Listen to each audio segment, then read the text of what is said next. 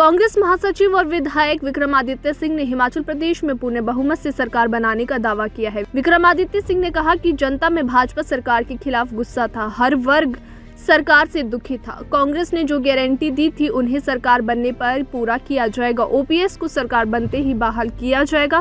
प्रधानमंत्री का ये कहना गलत है कि कांग्रेस की सरकार बनी तो केंद्र से सहयोग नहीं मिलेगा।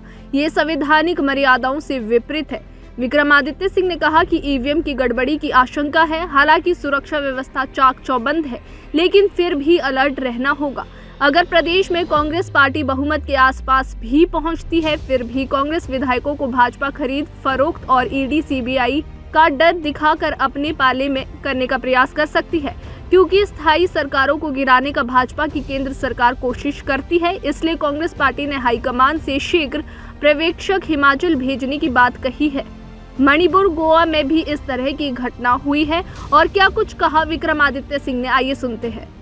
जिन जिन वर्गों को हमने अपनी गारंटीज़ के बारे में बात करी है, 10 गारंटियाँ जो कांग्रेस पार्टी की प्रथम मुद्दे थे हमारे, जिसमें नंबर 1 जो है वो ओल्ड पेंशन स्कीम की बात हमने रखी है प्रदेश में उसको लागू करने की।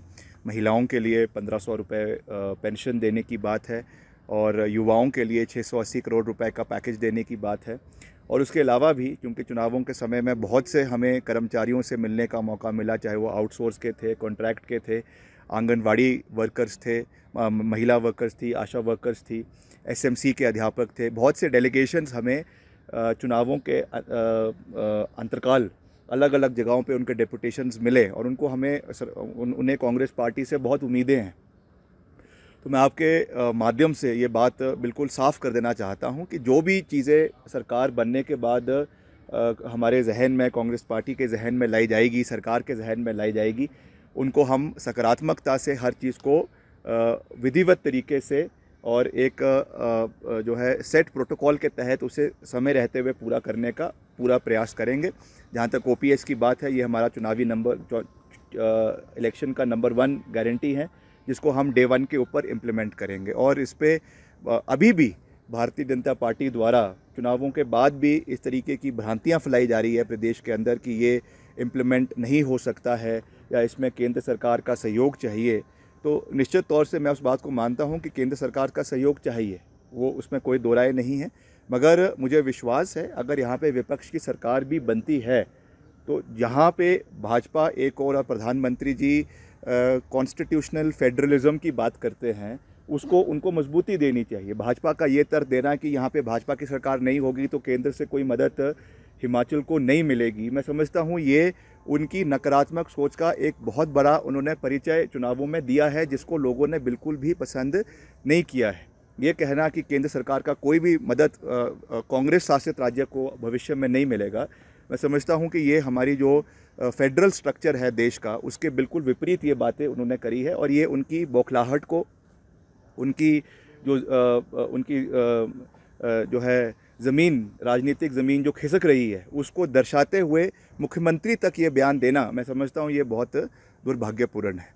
तो मैं आज यही कहना चाहता हूं कि हमें पूरा, जिस तरीके से हमने पूरा स्टॉक पूरे प्रदेश में सभी लोगों ने लिया है, प्रदेश अध्यक्ष प्रतिभा सिंह जी भी लगातार हर पार्टी के वरिष्ठ अधिकारी जो हमारे ऑफिस बेरर्स है, एमएलएज है, एक्स एमएलएज है, कैंडिडेट्स है, उनके साथ लगातार चर्चा में है, पोस्टी लगा हुआ है।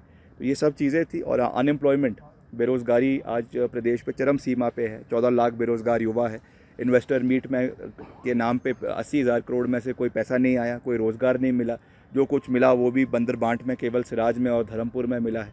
तो ये सब चीज़ों में युवाओं का खास करके एक हमने खासा रोष दिखा और युवाओं का जिस तरीके से इन चुनावों में एक बढ़कर उन्होंने हिस्सा लिया, क्योंकि मैंने खुद देखा है 14 में और 19 में जो लोकसभा के चुनाव हुए, उसमें युवा हमसे बिल्कुल कांग्रेस पार्टी से बिफर गया था। मगर इस चुनावों में जो जोश हमने युवाओं में देखा, पर्टिकुलरली अगर मैं अपनी विधानसभा क्षेत्र की बात करूं, जिस तरीके से युवा निकल कर आया, उससे ये साफ था कि युवा बदलाव चाह रहा है और युवा जो है वो इस सरकार के बिल्कुल खिलाफ है। तो ये बहुत से मुद्दे थे, कर्मचारियों के भी थे, अलग अलग क्षेत्रों के अलग अलग है। जुब्बल कोटखाई है, रामपुर है, आपका चौपाल है, जो सेब बाहुल्य क्षेत्र है, वहाँ पे उनके अपने बागवानों किसानों के मसले थे, निचले इलाके में और मसले थे, कर्मचारियों के अपने मसले थे। तो सबका एक कंबाइंड रिजेंटमेंट थी जो इस सरकार के खिलाफ थी और इसलिए हमें पूरा विश्वास है कि रिवाज बदल रहा है। हमारी प्रदेश अध्यक्ष है और उन्होंने सभी प्रत्याशियों से वार्तालाप करी है, उनसे निवेदन किया है कि अपने अपने इलाके में वो चौकन्ने रहे, जहाँ पे स्ट्रांग रूम्स है उसके सामने जो है पार्टी का भी एक तंबू लगाए, वहाँ पे रहे और उसके ऊपर निगरानी रखे, क्योंकि जो एक अंग्रेज़ी में इडियम है, वंस बिटन ट्वाइस शाय, इसलिए हमको जो है दूध का जला छाछ भी जो है वो फूक फूक के पीता है, इसलिए वी शुड बी केयरफुल। मैं नहीं कह रहा हूँ कि ऐसा होगा, मगर अगर ऐसा होगा तो उसके लिए वी शुड बी प्रिपेयर्ड, क्योंकि ये लोकतंत्र की हत्या हिमाचल के अंदर हम बर्दाश्त नहीं करेंगे।